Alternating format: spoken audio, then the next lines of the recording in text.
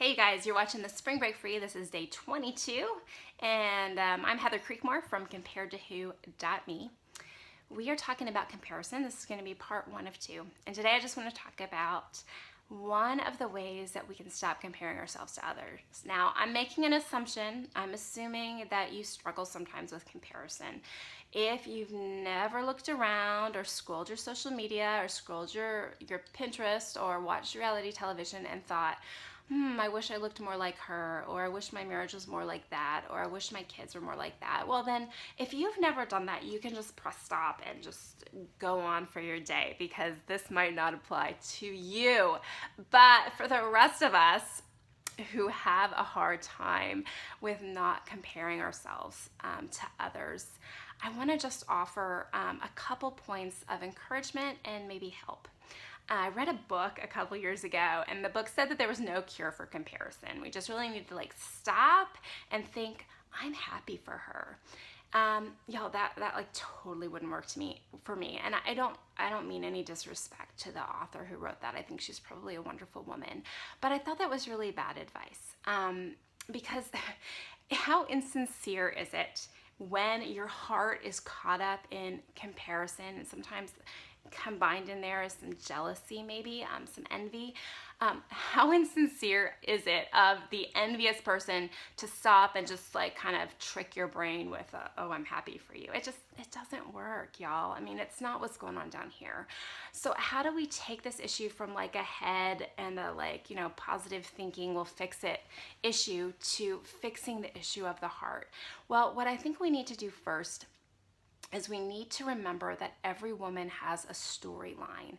Now, storyline might not be a concept that you're familiar with. My background is in marketing, and so storyline is something that marketers or advertisers do when they are putting together an ad campaign or putting together a commercial. They try to figure out exactly what story that commercial is going to tell.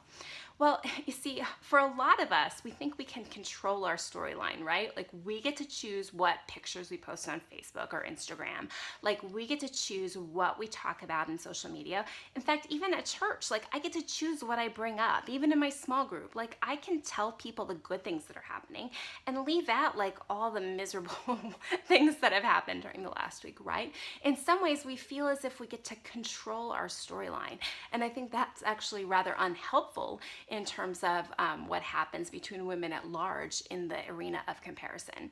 But what I'd like to encourage you to do today is to kind of stop and back up. Just like you control your own storyline, just like you control what you put out there about yourself, other women are doing the same thing. And sometimes what you see isn't exactly the truth. I remember one Christmas, I wrote about this story in my book, Compared to Who, which is coming out in June. But I remember it was Christmas, it was Christmas Eve, and our house was a wreck. And I had these high and lofty goals of putting together this gorgeous Christmas Eve dinner for after our Christmas Eve service, and it just wasn't happening. I had fed the kids Mickey Mouse chicken nuggets. There was just ketchup everywhere. It was just a mess. I had 4 kids, ages 6 and under at that point, and we were just trying to get out the door for church because my husband's a pastor, so he has to leave early, so I'm doing it solo and trying to make sure everyone looks nice because it is Christmas Eve, and it was just a disaster.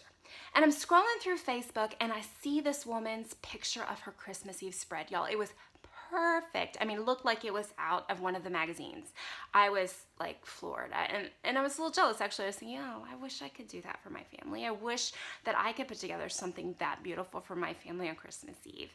And I hadn't even noticed who had done it. I just, was scrolling, saw the picture, and I was like, oh, that's pretty. I should do better. Another fail for me. And then later that evening when I got back on and scrolled through, I noticed that the woman who had posted that picture was a woman who had just gone through a really terrible divorce. And she hadn't seen her kids in a while. This was going to be the only time her kids were with her was on Christmas Eve because they were spending Christmas with their dad. And it told a different story than that beautiful picture of that beautiful food spread, right? The real story there was I'm gonna be alone on Christmas. I'm really hurting right now. Divorce has rocked my world miserably. But the story she put out there was one of everything's great. I can make a beautiful Christmas Eve spread. Y'all, I don't know. I want to share the story with you to encourage you to try to find a storyline on that other woman that you're comparing yourself to. Not try to find the dirt. Don't try to find what's wrong with her or whatever. But I think a lot of times we focus on those areas that we want to compare ourselves with someone. We focus on those areas like, oh, she has really thin legs, so I'm going to compare my legs to her legs and I lose. But we miss the whole person. And honestly, that's called objectification. Like, I hate to say it, but that's what it's called, right? When you just look at a person one-dimensionally, when you're just assessing their physical body or just another singular attribute of the person, it's called objectifying them. And we don't like it when men do it, so we don't really have any place to do it either, right? That's all for today. I've gone a little long, but tomorrow we'll talk more about this topic. I hope you'll join us for tomorrow's Spring Break Free, and go to comparetowho.me for questions for reflection.